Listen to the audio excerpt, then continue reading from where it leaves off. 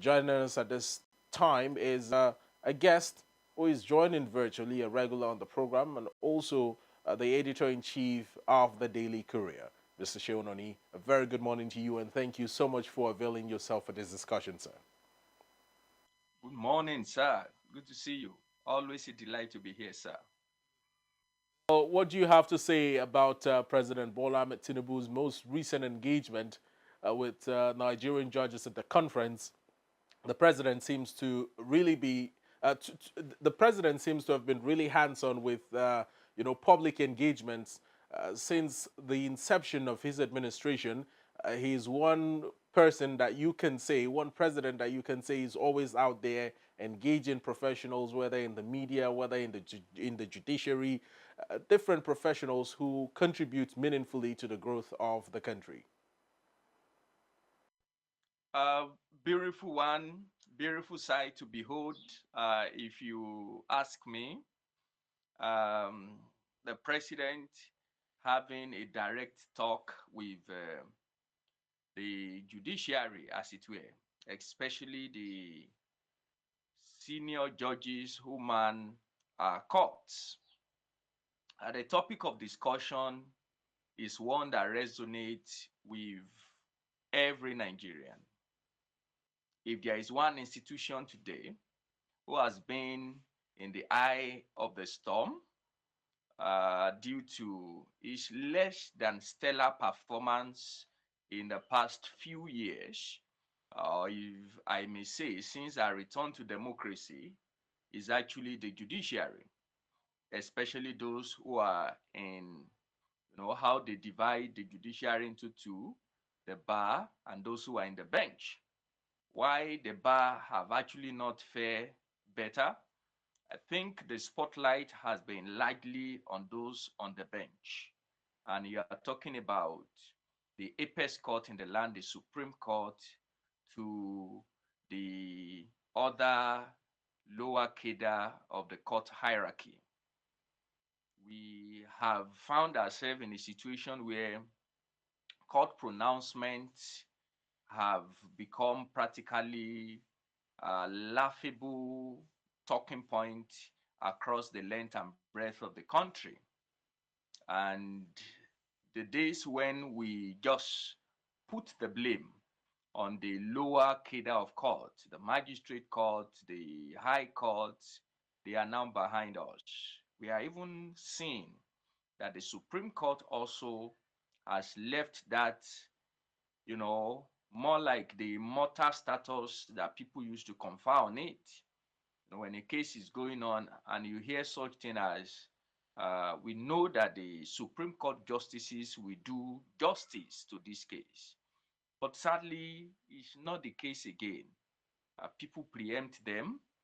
Sometimes people jokingly say they have upheld technicality above justice.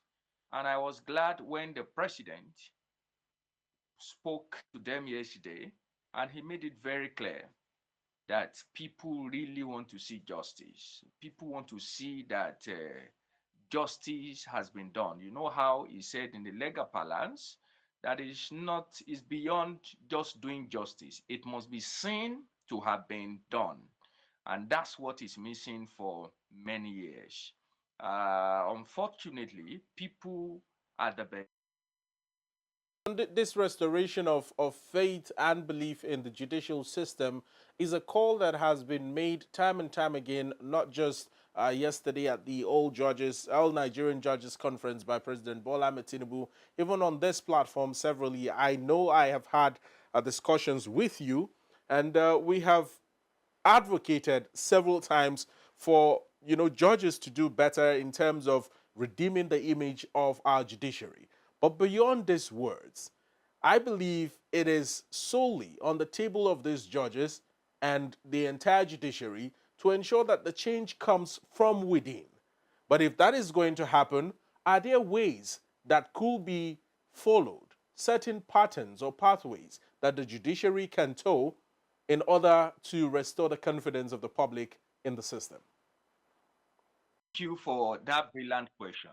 I was trying to add that sadly, people at the bench due to the nature of their job, are not known to always come to the press and also speak to let them know the philosophy or their thought pattern that necessitated some of those judgments. So often is the lawyers that come to now start explaining the rationale or the otherwise for some of those judgments that are churned out. So to the question you asked, people have waited for so long.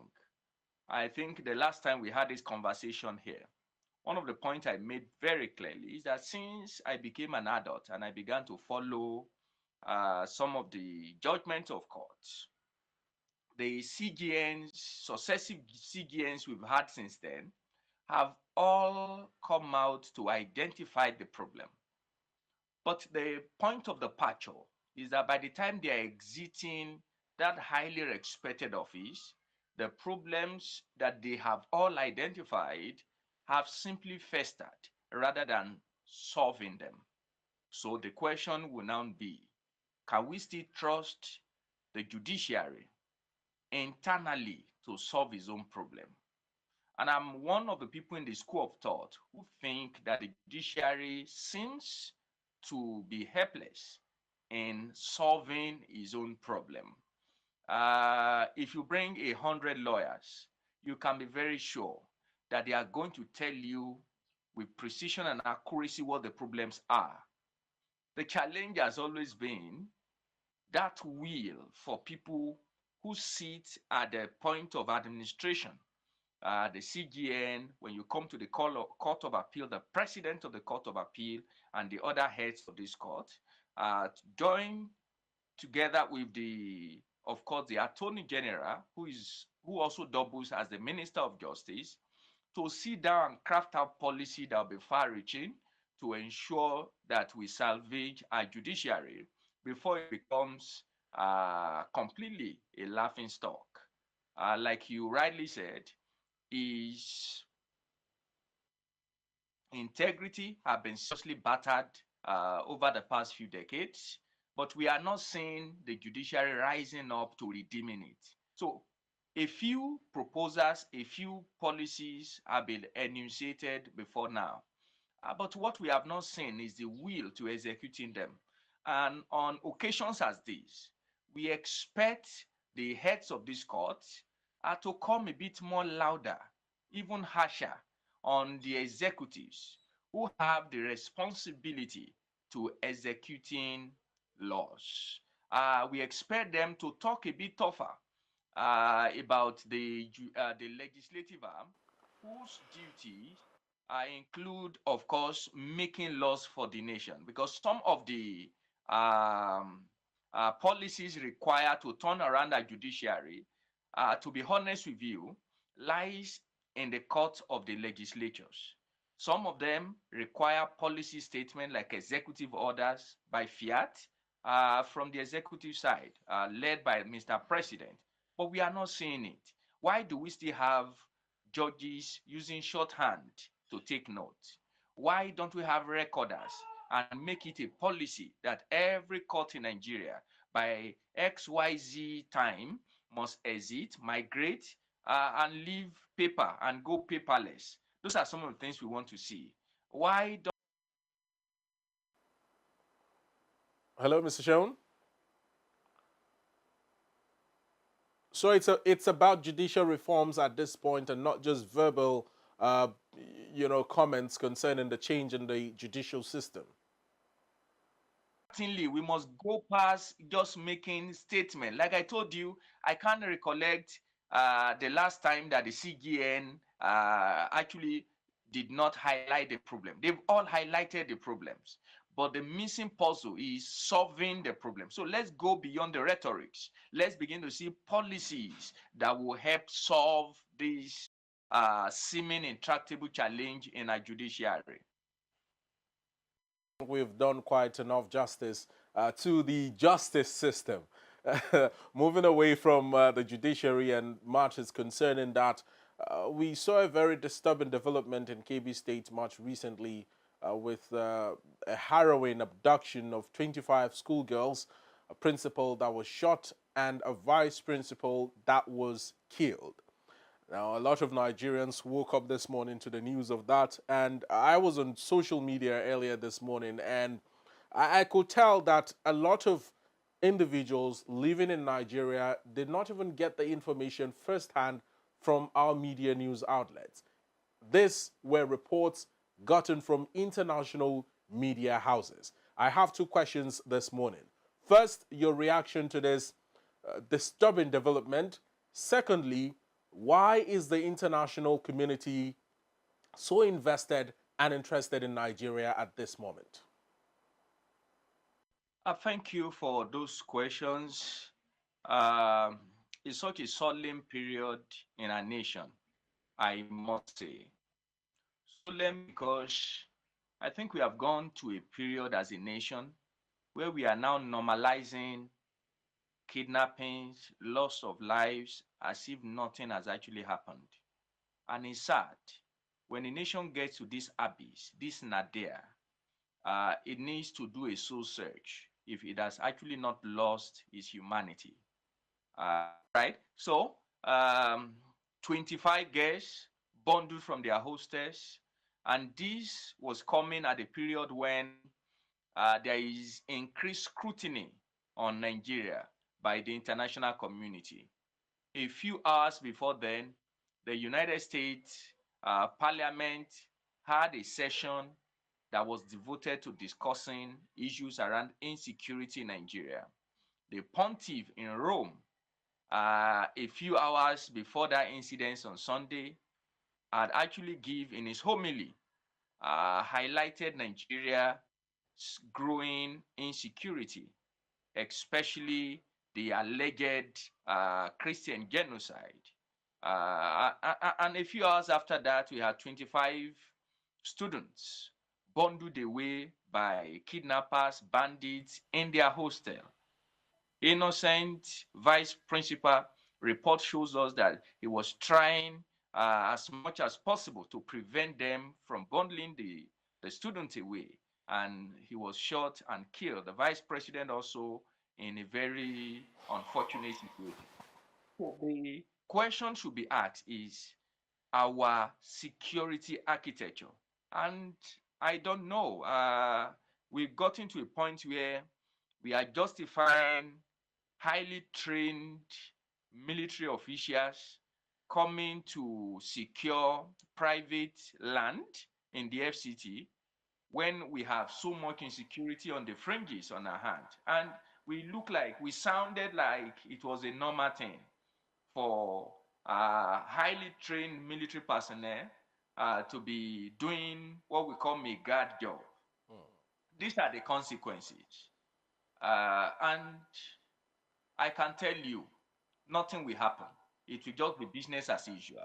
Apart from the Minister of State for Defense, who went there and gave a marching order. We have heard series of such marching orders, but that actually not solved anything. So we must really ask ourselves, do we need help? If we need help, we better start speaking now. We thought we already have these under wraps. But for the past few days, maybe we should add also, the army has not come out full to tell us whether a brigadier general was actually killed or not. But it's in the news. To the second leg of your question, how is it that it was the foreign media that were able to even help us get better facts? It's simple. The media houses in Nigeria have people you can call the leadership. The president was there, was in their meeting a few days ago. One of the clear things he told them was he's so much hiding up patriotism. But I just need to speak to the conscience of those of us who are at that level, publishers, editors across our newsrooms, that patriotism is not the same thing as pandering to the whims and caprices of political office holders. Patriotism simply means that in our reportage, we must be aware of the overarching implication on the unity and the sovereignty of our country. If 25 students were carted away from their hostel, and most of the news media, when we were using as headline today, one of the questions one of our editorial staff asked, Yeah. he said, "But this thing happened since Sunday." I said, "Unfortunately, we are just getting the information yesterday, so it's better late than never." But we have to up our ante, and I want to believe the people who send it to the international media actually sent it to our local media. But we choose to sleep on it, hide under the excuse that we want to gather. Now, But Mr. Seun Oni, there are two dimensions to this as regards to why there was a delay in dissemination of this information locally. Meanwhile, the international media had already carried it and spread it all around the world. One is the fact that our local media professionals are pandering, like you said, to the whims and caprices of the political class. In this case, the Kebbi state governor and the Kebbi state government that was accused of trying to push this, sweep this under the carpet until it was, blown out of proportion and, all over the international media stations. We got wind of the information, and then local stations started carrying the information. That is on one hand. And then on another hand, people have made certain comments that, might be brushed away, but there is no smoke without fire, they say. That just maybe, off the back of the most recent development, the strained relationship between Nigeria and the US, and, threats of a possible invasion by the United States, that some of these things might have been orchestrated from the back end by the United States to make the country look better than it, to make the country look worse and, more security strained than it already is. Do you subscribe to this line of thought, and how do you balance these two notions on the side of the state government and on the side of the U.S.? I think it's a lame duck excuse to assume by any string of the imagination that the United States, maybe using some of the civil players that we have heard about, learnt about a few years running now, to orchestrate what just happened in Kebbi. I think it's just an excuse. I love saying this. I heard it from the leadership expert, John Maxwell, that you are either making excuses without making progress, or you are making progress and you damn excuses. We are a nation who unfortunately have more than sufficient excuses, and that explains why we are not making progress when it comes to nipping in the bud the escalating insecurity in that part of the world. Let us assume without conceding. I actually choose those words very carefully. Let's assume without conceding that there is an international dimension to the recent kidnap of schoolgirls in Kebbi. The question will be, what is our own security architecture? What was it up to? What were they up to? Quite big questions there. That shows you there was a failure of us in our security architecture. That simply tells you that's the thing. And we must not shy away from this. And we can see where this type of things actually comes from. I live in Kubwa. The incidents that happened all over the news a few days ago between a lieutenant in the Navy and the police force just a few hours ago, I knew the number of military personnel that came to Kubwa just to massage an individual's ego. And we are having bandits, have kidnapper running riot in parts of the country. And we want to hide under excuse that maybe it was internationally instigated. No, it's not. It's just that we have normalized failure. And when people fail, they assume that nothing will really happen to them. I'm one of the people who really feel that the moment Mr. President is appointing these service chiefs, he should make it clear to them that no one is guaranteed any particular term in office. If after 2 weeks it's discovered that the insecurity situation is not reversing to a better security for Nigerians, you might hear it in the news that you have been sacked. When you do that, I think they will return back and act professionally, coordinate all the various segments of securing the nation, and we'll get better results than this one we have. That people know that come what may, they will be eased out of office at some point because it's not getting any better. And unfortunately, we are becoming a laughing stock. I was one of the people who was actually offended when President Trump called us that disgraced country. But some of our actions are simply pointing to the fact that we are not serious about securing ourselves, and it's sad. But talking about President Bola Ahmed Tinubu's directive to security chiefs in the country, whether in the army, the air force, even the chief of defense staff, you name it, the entire security apparatus. Just recently, we heard the president asking that security agencies should work together to ensure a swift rescue of the 25 girls and also, a manhunt for the abductors of these girls. Is this another situation of bring back our girls that we saw in Borno during the administration of former President Goodluck Ebele Jonathan? Are we back to such a dispensation? Well, I I hope we don't get back to that situation. Um, but one thing I know in incidents as this, my little knowledge about security, is that time is of essence. Because you are talking about a very wide expanse of land, that every hour that you waste, these children are being transported far and far and far away. We have seen, there was a period we were arguing during the Chibok incidents how this number of students were transported and nobody knows it. But I want to believe you'd have seen videos where some of these bandits and terrorists, where they go in as many as 150, 200 motorcycles. Have you seen such videos? Where you have like 150, 200 people on motorcycles with guns traveling across this desert land and in the forest in the northern part of the country. So I won't be surprised if these 25 kidnapped girls will actually be moved using motorcycles. And so you know what that means. Give them 24 hours. Don't be surprised. They might be in the border of the country. Give them another 24 hours.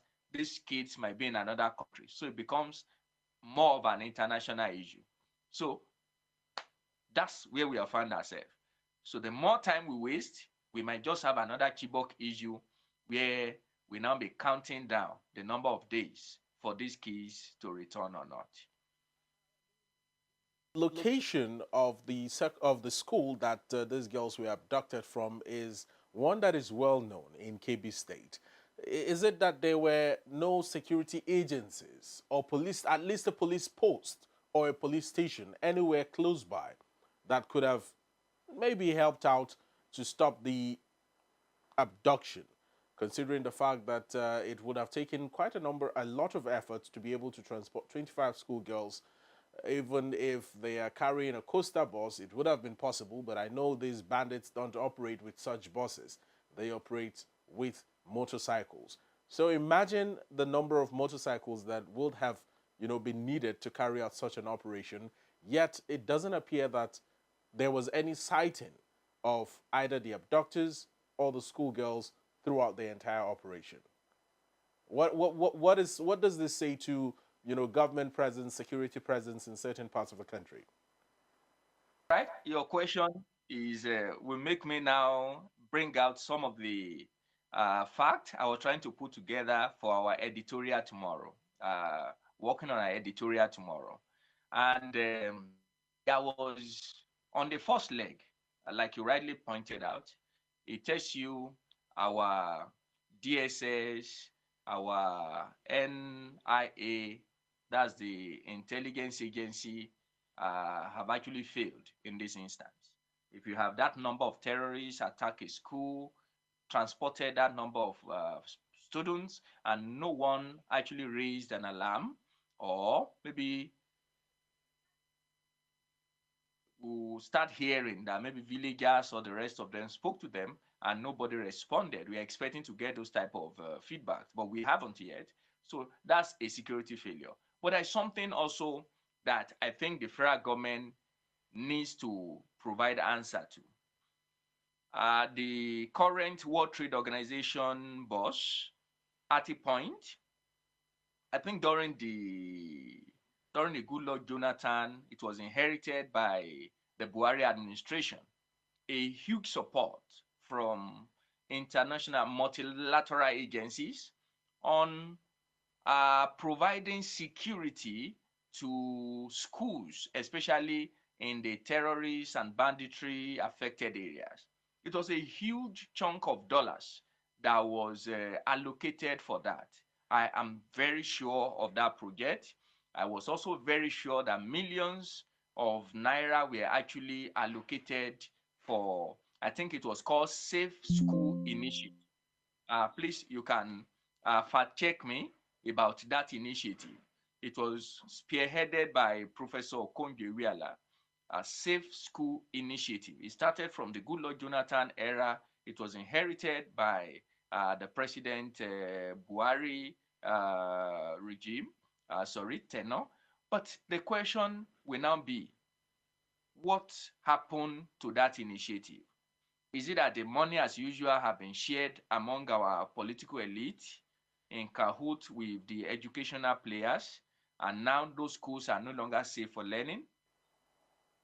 The underpinning philosophy for the Safe School initiatives, apart from securing the school, was that the fact that from the events of the Chibok and the other Dapchi girls that were actually kidnapped at the point, it was noticed empirically that school enrollment, especially for female girls, dropped across northern Nigeria.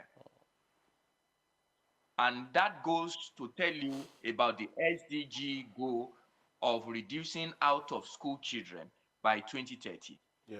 So the international players, multilateral organization actually now started putting money together. It was a huge launch, and resources was allocated to ensure that those schools were policed.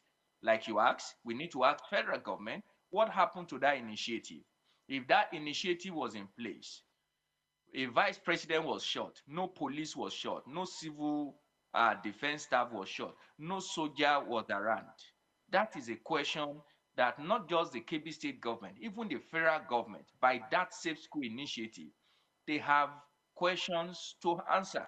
And the nation is actually waiting to get answers to these questions. Now, Mr. Seun Oni, we have just about 5 minutes to let you go. In a moment, a report has shown that in the last 4 days, there have been 145 persons missing due to abductions by either bandits or terrorists or kidnappers, you name it. Now, the big question on the table this morning that Nigerians are asking is, are we back to the days of mass abductions in the country? Like I had mentioned, the Chibok girls, the campaign, to bring back our girls, but then 145 missing and unaccounted for in 4 days. Don't you think that's disturbing? Robin, I saw that headline, and when I started looking at the details, two things came to my mind. And let me state that since we are winding down, first is the fact that there is actually more like a trend to insecurity in Nigeria. And I'm shell shocked that from the NSA, the president, and everyone involved, they are allowing this to repeat itself again. Whenever we are getting deep into the electioneering year, it's always 2 years to election. Insecurity, the trend of insecurity always goes up. Is a trend. Everyone who has studied insecurity, at least for the past 15 years, we have noticed that trend. What we think a serious government should do is to keep its house in order. Because, to be honest with you, we'll begin to see politically instigated destabilization of the country due to insecurity. We'll see more of it as we get closer to election. But it is the responsibility of government to preempt these type of things. We already know this flashpoint. We know where some of these politicians are not just bylaws, all right? They are also heartless, if I must say. They don't care. They are ready to do anything. We have seen that in Borno Aziz. We have seen that in the Zamfara Aziz. We are now seeing that coming around the Kebbi Aziz of the country. And the federal government must take this very seriously. We have some politicians, they are ready to do anything. That is one dimension. I'm speaking from trend now. And I won't be surprised if the rising scale of kidnappings and the rest of them is largely tied to this. The second part is that we are now having a military system. When I say military system, I'm talking about the entire defense architecture in the country, who seems to be losing steam. And it is the duty of their commander-in-chief to ensure that they get back that focus. And what we were celebrating a few months ago, relative security across the length and breadth of the country. I had cause to be around Lagos just a few weeks ago. And when I tried, I couldn't go by flight, so I was forced, I had to go by road. And one of the things people started saying that road is not, and I was one of the people told them that look at the data, data don't lie. That route seems to be a bit safer. You know the funny thing? The very day I traveled, there were 2 kidnappings on that road. 2 on that road. So we are getting to that point where Kidnap. insecurity is getting worse, all right? And our defense security system, they have to wake up to this rising insecurity in the country. All right, Mr. Seun Oni, quite detailed analysis you have given to these matters of national security concern. We must thank you so much for your contributions to this discourse. It's been a pleasure speaking to you. So much for having me, and do have a very beautiful day ahead. Well, that has been Mr. Seun Oni, who is the editor-in-chief of the Daily Courier, speaking to us on the most recent security development in the country with the abduction of 25 schoolgirls in a school in Kebbi. The president has asked security agencies to wade into the situation and has launched a manhunt for the abductors and a swift rescue of the 25 schoolgirls. We'll take a break. When we come back, we will visit the front pages of other newspapers to get better stories and more in-depth discussions. Stay with us.